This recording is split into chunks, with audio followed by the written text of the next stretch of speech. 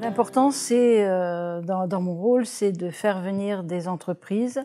Donc ça passe par une promotion du territoire, et également par, offrir des outils pour que les entreprises, trouvent, une facilité, enfin que l'on puisse faciliter l'installation des entreprises et pérenniser, cette installation.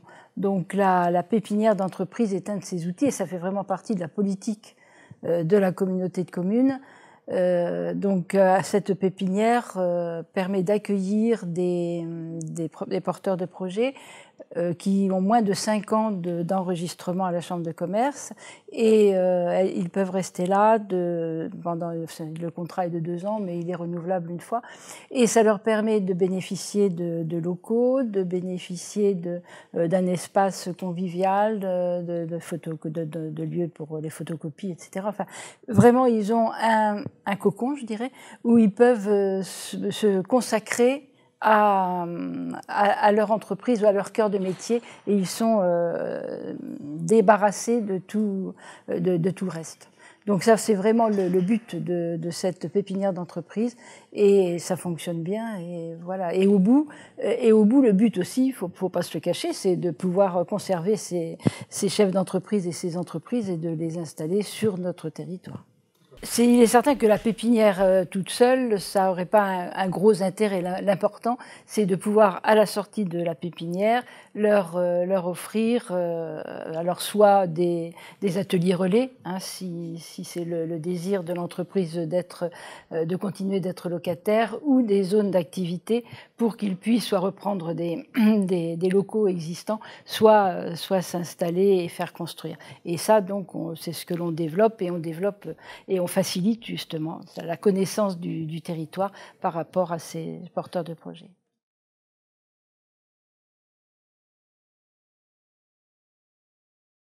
On a un club d'entreprise qui fait partie d'ailleurs de la cellule de recrutement des porteurs de projets sur la pépinière et donc qui fait des réunions régulièrement et qui l'autre jour a fait effectivement une réunion sur le site archéologique de Saint-Saturnin-du-Bois, un site archéologique à proximité de Surgères et qui fait partie de la communauté de communes. Le week-end dernier, on avait un festival à Surgères. Ils ont fait une réunion interclub, donc ça dépasse le club de Surgères, hein, c'était avec les clubs les autres clubs des environs. Là, c'était au niveau du Brass Festival où ils ont participé à une soirée du Brass. Donc voilà, alors ce qui est intéressant, c'est de mêler ces différentes populations et du coup de créer des liens, de créer des réseaux, de mieux connaître le territoire.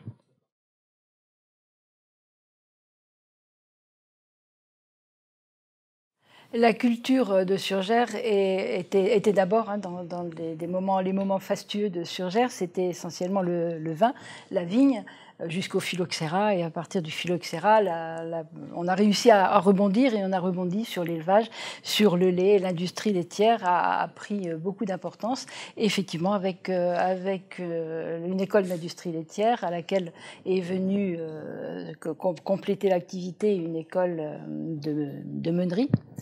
Et on a une laiterie qui se développe énormément. C'est maintenant Savencia qui en est le propriétaire. Et elle se développe beaucoup sur l'alimentation des enfants à partir de lactoferrine, etc. Et là, on a vraiment un gros pôle. Hein. Surgères, au niveau économique, Surgères a un gros pôle laitier, conserve un pôle mécanique parce qu'on a été, dans les années 80, c'était les années du plein emploi. Il y avait l'entreprise Poyot qui avait 600 salariés. Bon, maintenant, ça petit à petit, ça a évolué, ça a été racheté. Bon, il nous reste quand même une usine qui emploie une centaine de personnes. Donc ça, c'est un deuxième pôle économique. Et le troisième pôle, maintenant, c'est l'économie circulaire qui s'est beaucoup développée et qui devient vraiment un troisième pan de notre économie.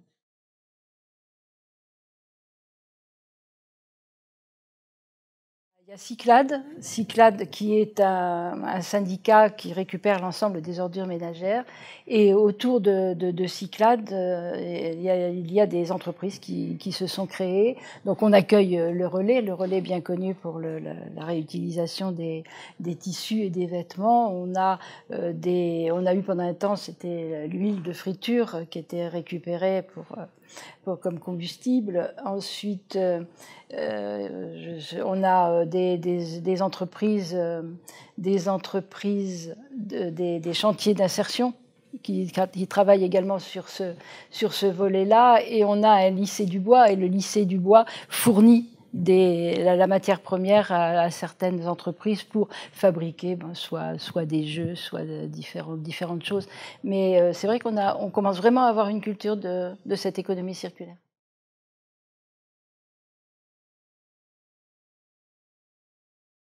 Le retrouver beaucoup de porteurs de projets. Je sais très bien qu'on n'aura pas de grosses usines, mais beaucoup de PME et de TPE, puisque maintenant c'est vraiment ça qui essaime sur notre territoire, qui est un territoire rural.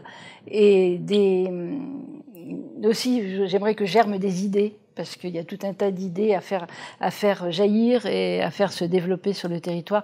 Voilà, je parlais de l'économie circulaire tout à l'heure, mais du coup, là, dans cette pépinière, il y a un jeune qui vient d'installer son entreprise de récupération de fruits et légumes pour en faire des soupes, pour en faire des jus de fruits.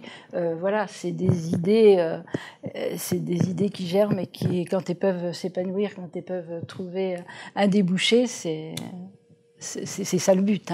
Essayer de donner, donc le but de cette pépinière, essayer de donner à des jeunes entrepreneurs qui ont des idées la possibilité de réaliser leurs idées.